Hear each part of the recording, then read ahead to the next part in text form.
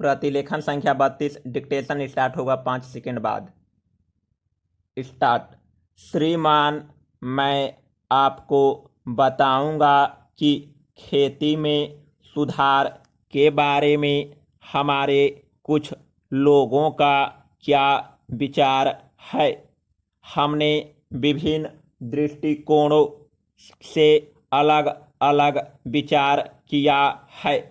विशेष रूप से सबसे ऊंची सीमा बांधने तथा सहकार के प्रश्न पर, किंतु हम अनुभव करने लग गए हैं कि दोनों का आपस में गहरा संबंध है।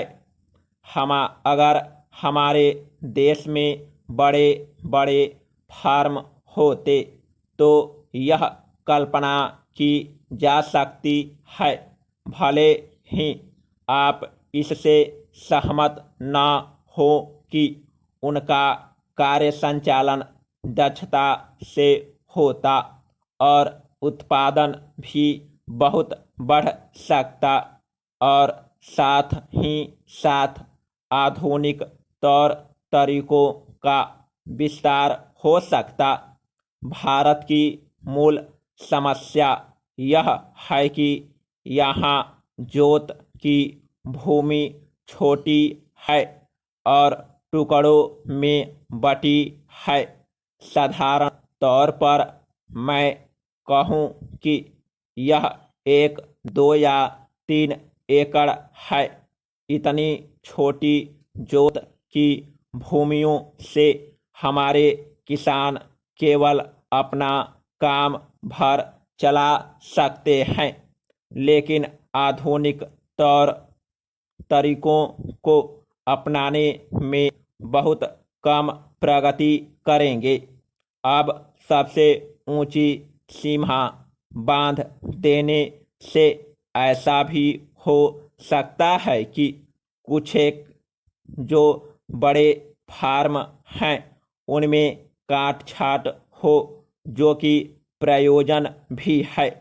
अगर आप चाहते हैं कि प्रगति हो और आधुनिक तौर तरीकों का प्रचलन हो, तब तो ये जो अनगिनत छोटे छोटे फार्म हैं इनको सहकारी ढंग से चलाना है, जिससे कि वे आधुनिक उपायों का लाभ उठा सके। Paragraph change. सहकारी ढंग से कार्य करने से मेरा मतलब है विविध प्रकार से सहयोग देना।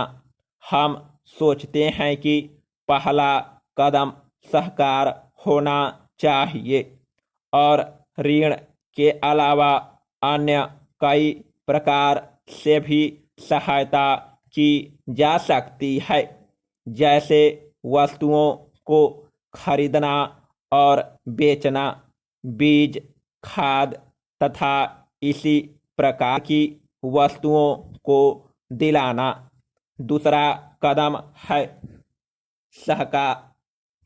धीरे धीरे बीच वाले आदमी को हटा देना।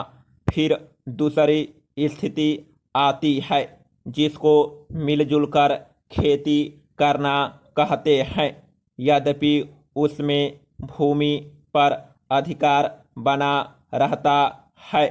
इस प्रकार का हमारा दृष्टिकोण है, जिससे अधिक से अधिक सीमा की समस्या को सहकारों से अधिक जोड़ा जा सके।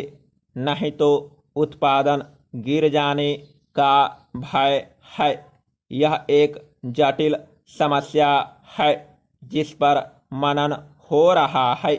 सहकार से मेरा मतलब एक गांव के सहकार से है और ज़्यादा से ज़्यादा 2-3 गांव का सहकार भी हो सकता है यदि वे निकट से संबंधित है, लेकिन हमारी सरकार इनकी भरपूर